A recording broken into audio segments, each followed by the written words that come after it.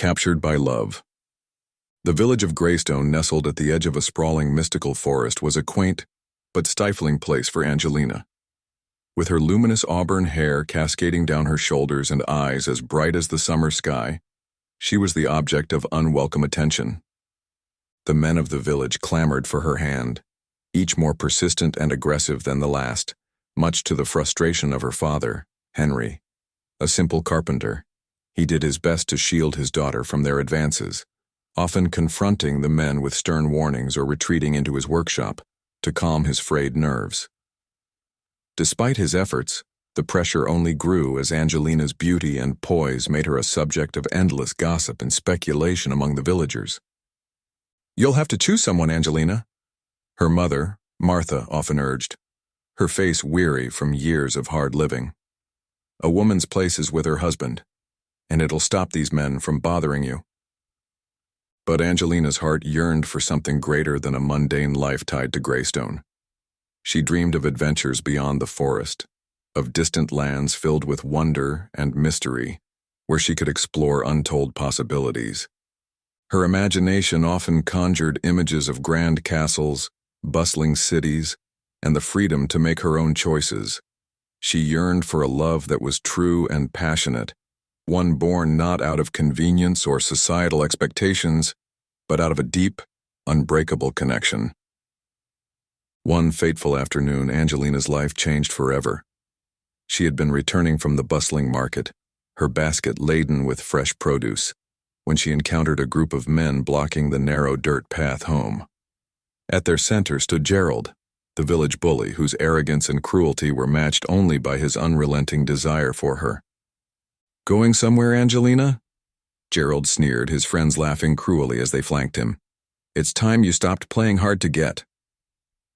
"Let me pass, Gerald," Angelina said firmly, her heart pounding in her chest.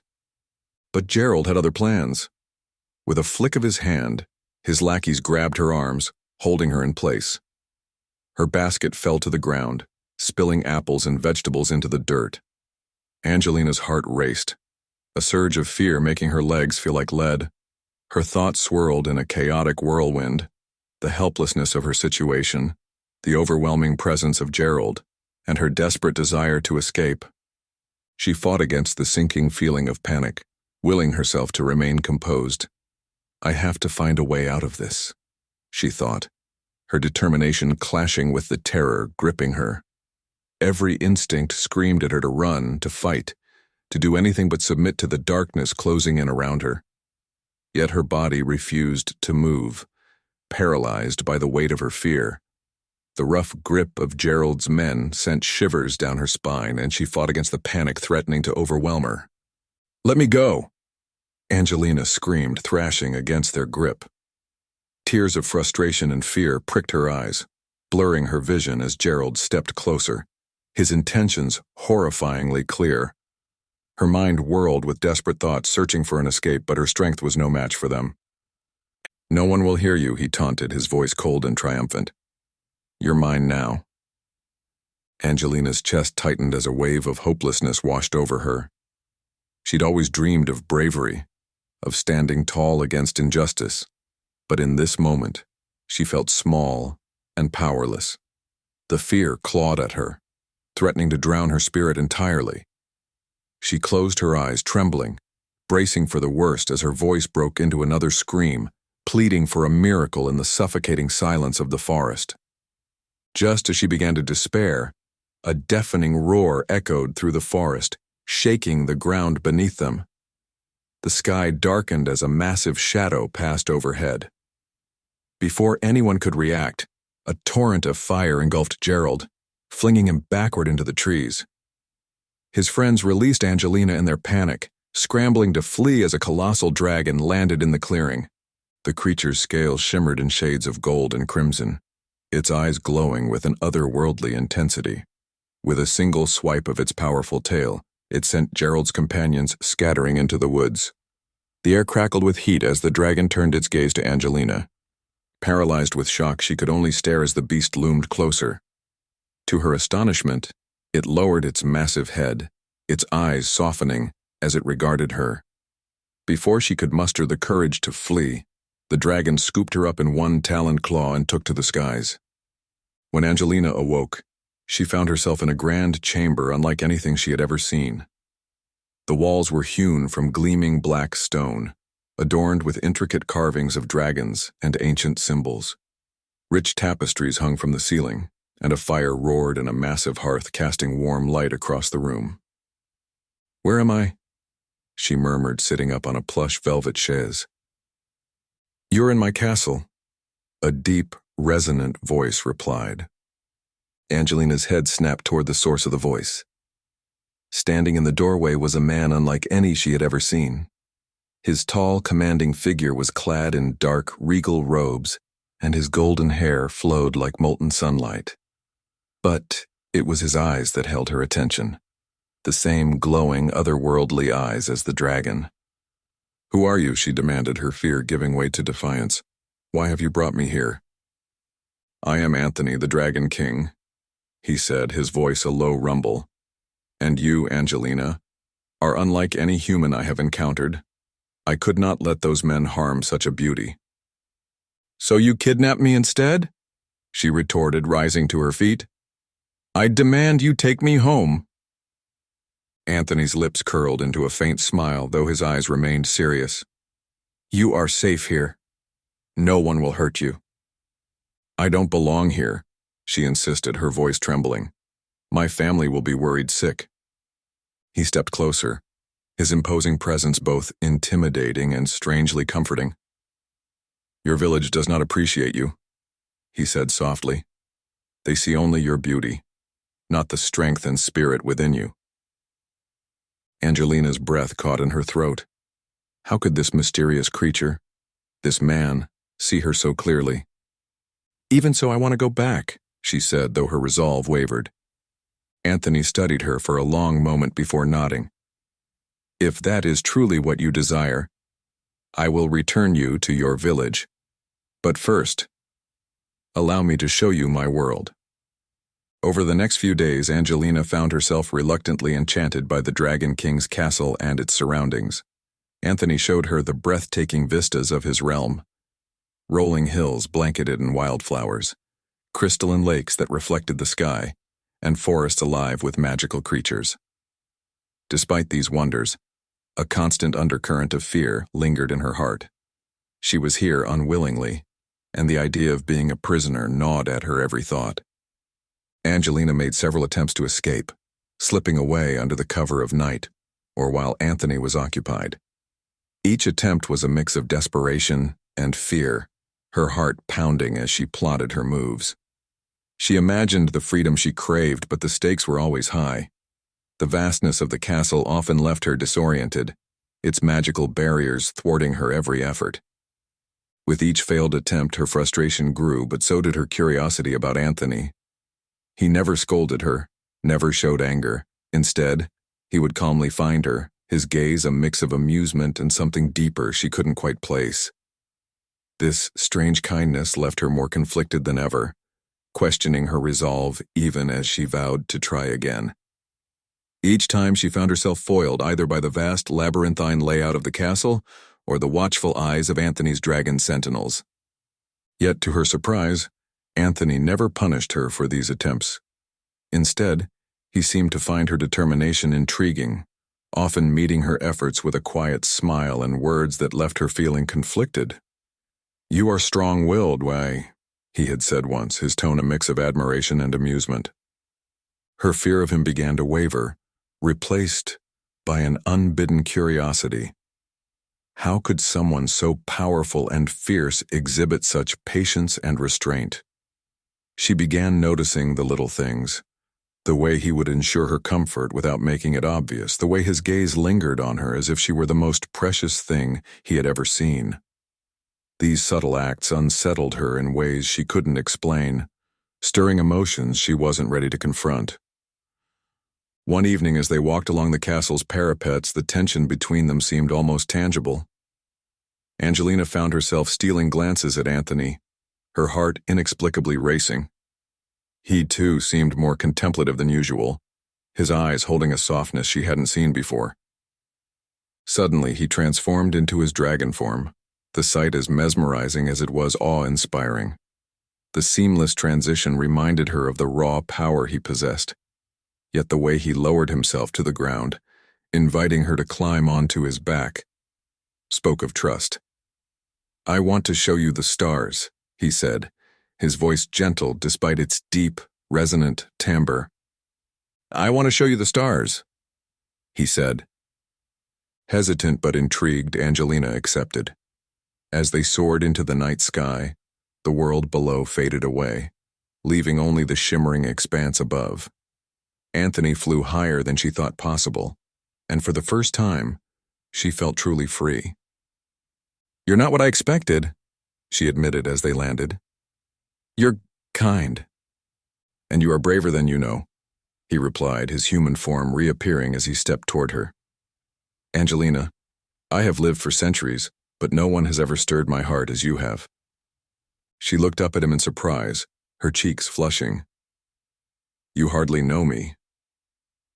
"But I wish to," he said, his voice earnest. "Stay with me, not as my prisoner, but as my wife."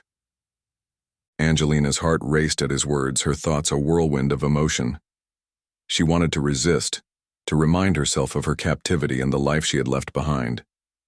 But as she looked into Anthony's eyes, filled with an honesty that seemed to bare his very soul, a warmth spread through her chest.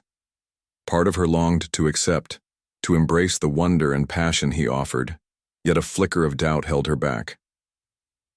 "I don't know," she whispered, her voice trembling with the weight of her indecision. "I need time." "I don't know. I need time," she said, finally.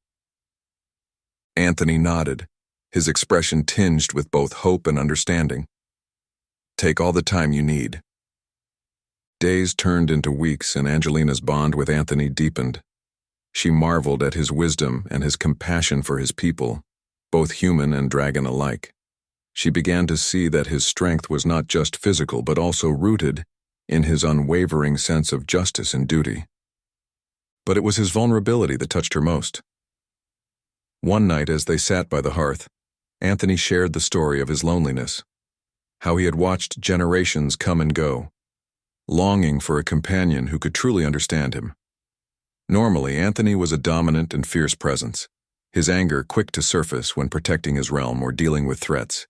Yet, in Angelina's presence, the fire of his temper seemed to soften, replaced by a gentleness she hadn't thought possible. He spoke of the weight of his responsibilities and the fear of being forever alone. His voice tinged with a raw honesty that made her chest tighten. "I thought I was destined to be alone," he confessed, his voice heavy with emotion. "Until I met you." Angelina reached out, her hand brushing his. "You're not alone anymore," she said softly. Anthony's eyes met hers, a flicker of vulnerability melting into a deep warmth. Before she could pull her hand away, he leaned in, his breath mingling with hers. Time seemed to still as he hesitated, silently asking for her permission. Angelina's heart pounded in her chest, but she didn't move away. When his lips met hers, it was as if the world dissolved. The kiss was gentle, yet electric, igniting something deep within her. Angelina's initial surprise melted into an unexpected sense of belonging. For the first time, she felt the barriers around her heart begin to crumble, leaving her open to the possibility of a future she had never imagined. As they pulled apart, her cheeks flushed and her eyes shimmered with emotion. Anthony's gaze softened, a small, almost boyish smile tugging at his lips. "Thank you for trusting me," he murmured. In that moment, she realized her decision had already been made. The life she had once known felt distant, a shadow of what could be. Overwhelmed by the intensity of her feelings, Angelina excused herself and fled to her room, her cheeks burning with embarrassment. That night, as she lay in the grand, unfamiliar bed, her mind refused to quiet. Thoughts of Anthony, his tender words, his piercing gaze, and the way his lips had felt against hers, consumed her, She had never allowed herself to imagine a moment like this, but now she couldn't help but dream of more. Her heart ached with longing as visions of him holding her close, whispering promises of love, and making her his in every way filled her restless mind. By morning, her decision was no longer tinged with doubt. With Anthony, she had found not only love but also a purpose and a place where she felt that she truly belonged. Then, the next morning, she approached him, her heart steady and sure. "I'll stay," she said, her voice clear. "Not as your prisoner, but as your wife." Anthony's face lit with joy, and he took her hands in his. "You have made me the happiest of men," he said. "But," she added, "I want to visit my parents and have their blessing." Anthony honored Angelina's wish to visit her parents. Together they traveled back to Greystone, where her parents' worry turned to relief the moment they saw her. Henry and Martha were hesitant at first, their concern for her safety evident, but their daughter's radiant smile and Anthony's respectful demeanor eased their fears. Anthony formally asked for their blessing, his sincerity and love for Angelina clear in every word. After some emotional discussion, her parents agreed, relieved that their daughter had found happiness and someone who truly cherished her. With her parents' blessing, the union was celebrated with a grand feast, attended by creatures and beings Angelina had only dreamed of. As she stood beside Anthony, her heart swelled with a love that was fierce and unshakable.